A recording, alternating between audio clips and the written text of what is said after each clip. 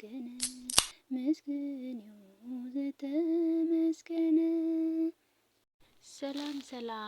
ሰላም እግዚአብሔር ምሳኹም ይኹን። ናይ ኣዜብ ሳባዊት ዩቱብ ተኸታተልቲ ከመይ ኒኹም? ደሓን ዲኹም? ኣነ ሰላም እየ ኣምላኽ ይመስገን። ከምታ ኣነ ሰላም ዘለኹም ሰላም ክትኮኑ በዓልቲ ሙሉእ ተስፋ እየ። ከመይ ቀኒኹምለይ?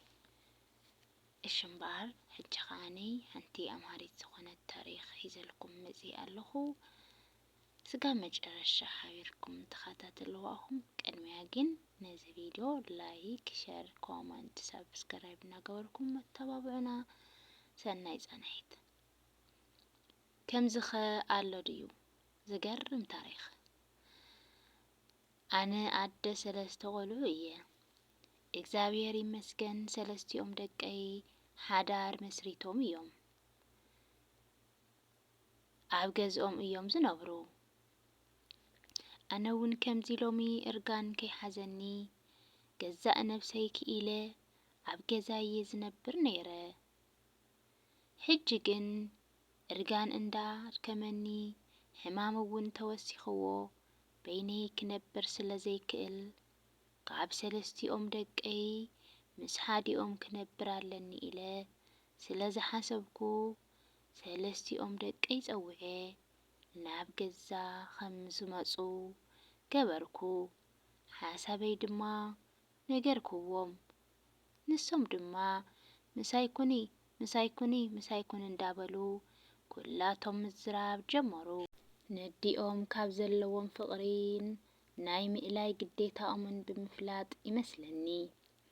ኣነ ግን ስለ ደቀይ ዘይኮንኩ ስለ ናይ ኣንስቲ ደቀይ ፍቓድ ክፈልጥ ስለ ዝደለኹ ናብ 3ቲኦም ደቀይ ኣንስቲ ጠባይ ንምፍላጥ ጠዋርየይ ፈልየ ንምፍላጥ ኣብ ገዝኦም ብምሕዳር ሓደ ቅልል ዝበለ ፈተና ኣዳለኹ። መጀመርያ ናብቲ ናይ ዓብይ ወደይ ገዛ ብምኻድ ክጻወት ውዒለ ምሸት ናብ መደቀስየይ ከኣቱ ከለኹ ንሰበይቲ ወደይ ንመድሓኒት መውሓጢ ዝኸውን ማይ ክተምጽኣለይ ነጊረያ ደቀስኩ። ንጎሆ ካብ መደቀስየይ ምስ ተሳእኹ ንመድሓኒት መውሓጢ ኢላ ዝሃበትኒ ማይ ኣብቲ ደቂሰሉ ዝነበርኩ ዓራት ብምድፋእ ሽንተዩ መሊቑኒ በጃኺ ይቕርታ ግበረለይ ብምባል ክተጽርዮ ሓተትክዋ። ንሳ ግን ክተጽርዮ ሲትረፍ ዓይነይ ክትርኤኒ ከም ዘይትደሊ እያ ነጊራትኒ። ኣነ ድማ ኣዝየ ሓዚነ ናብቲ ማእኸላይ ወደይ ከድኩ። ኣብኡ እውን ክጻወት ውዒለ ኣብቲ ናይቲ ዓብይ ወደይ ዝገበርክዎ ነገር ኣብዚ እውን ብተመሳሰሊ እየ ፈጺመዮ። ማይ ምስ ሃበትኒ ደሞ ልክዕ ከምቲ ናይ ቀዳማይ ዝገበርክዎ ገበርኩ። ናይዚኣ እሞ ዝገደደት ዘይሃረመትኒ ጥራይ እዩ ተሪፍዋ። ብጣዕሚ እያ ዓሲላትለይ። ኣነ ድማ ይቅርታ ግበርለይ ኢለ ቀልጢፈ እየ ካብ ገዝኦም ወፅየ። ንሳልሳይ ግዜ ናብ ቤት እቲ መጨረሻ ወደይ ብምኻድ ነቲ ኣብ ናይ ክልቲኦም ደቀይ ዝገበርክዎ ተግባር ፈጸምክዎ። እዛ ናይ መጨረሻ ሰበይቲ ወደይ ግን ዘይተጸበኽዎ ነገር ተዛረበትኒ። ኣደ እንታይ ፀገም ኣለዎ ድዩ? የጋጥም እዩ እኮ ኩልና ምስ ኣረግና ካብዚ ዝኸፍአ ነገር እኮ ክጋጥመና ይኽእል እዩ። ኣይትጨነቒ ኢላ መደረ ብምሕዋስ ክተስሕቐኒ ፈተነት። ኣነ ድማ ጠዋሪት ብምርካበይ ተሓጒሰ ኢዳ ሒዘ ብምስዓም እቲ ዝገበርክዎ ኩሉ ንፈተና ኢለ ከም ዝኾንኩ ናብተን ካልኦት ክልተ ኣንስቲ ደቀይ ከይደ ተመሳሳሊ ነገር ከም ዝገበርኩ ናተን ግብረ መልሲ ጽቡቕ ከም ዘይነበረ ነገርኩዋ። ብስቡር ልቢ ነቢዓ ኣንቢዓትኒ። ነተን ኣንስቲ ደቀይ ግን እቲ ሓቂ ክነግረን ስለ ዝነበረኒ ናብ ዘለኽዎ ክመጻ ብምግባር ንፈተና ከም ዝገበርክዎ ፈተና ክሓልፋ ከም ዘይከኣላ ክመሃራሉ እውን ከም ዘለወን ምስ ነገርክወን ብጣዕሚ እየን ሓዚነን። ደቂ ኣንስትዮ ኣሕዋተይ ብዕድመ ዝሸምገሉ ኣደታትክንን ኣቦታትክንን ምእላይ ምጥዋር ማለት ንዓኽን እውን እግዚአብሔር ዕድመ ሂቡክን ኣለይቲ ጠወርቲ ደቂ ምርካብ ማለት እዩ። ደቂ ተባዕትዮ ኣሕዋተይ እውን ብዕድመ ዝሸምገሉ ኣዴታትን ኣቦታትን ምእላይ ምጥዋር ማለት ንዓና እውን እግዚአብሔር ዕድመ ሂቡና ኣለይቲ ጠወርቲ ደቂ ምርካብ ማለት እዩ። ብሓቂ እዚኣ ካብ ኤፍቢ ዘንበብክዋ ደስ ስለ ዝበለትኒ ኣምሃሪት ኢለ እውን ስለ ዝሓሰብኳ እየ። ምክንያቱ ወለዲ ክንደይናይ ክባራት ምዃኑ ወለዲ ንዓና ድፋ ኢሎም ዕብዮም ወላ ኣንሽቲ ሕጂሲ ኣንሽቲ ደቆም እንድየን ዝየን ኣንሽቲ ግን ከመደአን ከም ኣቦአን ከምታ ናይ ባዕለን ዝወለድዎን ገይረን ርአን ክቕበልኦም ነይረን።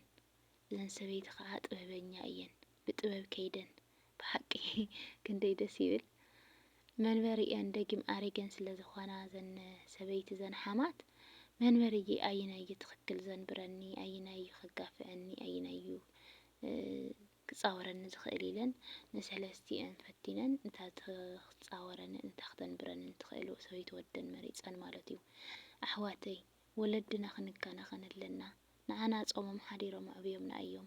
ንዓና ዘይገበሩልናስ እንታይ ኣሎ? ኩሉ ነገርና እዮም ወለድና። ብሓቂ ኣነሲ ምስኦም እናሃለኹ ኣብ ዓዲሲ ክሳዕ ግበርቲ ምስ እምበይ እንድዕለኹም ዝብል ነይረ። ሕጂ ስደት ምስ ወጣኹ ግን ወላዲ ክንደይናይ ክባር ምዃኑ ንባዕሉ ጾሙ ሓዲሩ ንሰብ ንደቁ ዘዕቢ ንደቁ ዘዕንግል ብሓቂ ብዙሕ መስዋእቲ ዝኸፍል ማለት እዩ። ስለዚ እንተዓብዮም በተለይ ከዓ ክንከናኸኖም ኣለና። ኣብ ኢድና እያ ትጸንሐና። ድሓር ንሕና ምስ ዓበና ምስ ኣረግና እቶም ውልድና ከምታ ንሕና ዝገበርናያ ከምታ ኢድና እያ ሓሊፋ ትጸንሐና። እግዚአብሔር ናይ ኢድና እዩ ዝበና። ወለድና ተንከናኺብና ዓብዮም ኣሪጎም ኢልና ሓፂብና ኣሕሪስና ተንከባኺብና ኣብ ምቾት ጌርና እንተጸኒሕና ድሓር ንዓና እውን ወላድና ከምኡ እዩ ዝገብረልና። ምክንያቱ ከምታ ናይ ኢድና ስለ ዝኾነት ማለት እዩ። ኣይ እናጋፋእና እናበልና ክንጸንሕ ከለና ግን ከም ኣቢላ ከዓነ ብውላድና ኢና ንፍደያ። ዘይራ ብውላድካ ኢኻ ትፍደያ ማለት እዩ። ስለዚ ወለድና ኣኽቢርና ወለድና ብጽቡቕ ኣብ ምቾት ተዘላዕና የብልኦም ወላ ዓብዪ ናብ ቆልዓ ይምለስ ይበሃል። ፀባይ ዝኾነ ነገር ክስእን ይኽእል እዩ። ዓስዓስ ክብል ይኽእል እዩ። ምክንያቱ ወላዲ ናብ ቁልዕነቱ ይምለስ። ኩሉ ነገር ከም ናይ ቆልዓ እዩ ዝኸውን። ዓስዓስ ይብል ድልየቱ ከም ናይ ቆልዓ እዩ። ወላ ይኹን ግን ከምታ ንኣና ኣጥብዩ ተሸኪሙ ከም ህፃን ቆልዓ ብባብ ህፃንነትና ተንከባኺቡ ዘዕብየና ንሕና እውን ኣስተዋፅኦና ክንዋፅእ ኣለና ማለት እዩ። ብጣዕሚ እያ ደስ ዝበለትኒ ብእውነት ደስ ክትብለኩም። ኣነ እኳ ብዙሕ ምክርታትን ዘረባታትን ንበይ ክኢለዮ ግን ከዓ ዓባይ ትምህርቲ ክትኮነኩም ተስፋ ገብር። ሓማት ይኹን ሓሙ ይኹን ኣደት ይኹን ናይ ባዕልኻ ኣቦኻ ሓደ ዓይነት ክንሪኦም ከም ዘለና እየ ዝብል። ናይ ሰብኣይካ ማለት ናይ ባዕልኻ ማለት እዩ። ሰብኣይካ ከዓ ናይ ሰበይቱ ከዓ ናይ ባዕሉ ማለት እዩ። ስለዚ ወለድና ንከናኸን ወለዲ ሰብኣይና እውን ንከናኸን። እዚኣ ዓባይ ትምህርቲ ክትኮነኩም እያ። ዘረባ ብዘይሕልኩም ሰላም ስሰናይ ንዓኹም እግዚአብሔር ምሳኹም ይኹን። ሰላም ኩንለይ። ብካልእ ቪድዮ እስካብ ንራኸብ ሰላም ቅንያት ነመስግኑ እግዚአብሔር ነመስግኑን እግዚአብሔር ምስግን ይሁን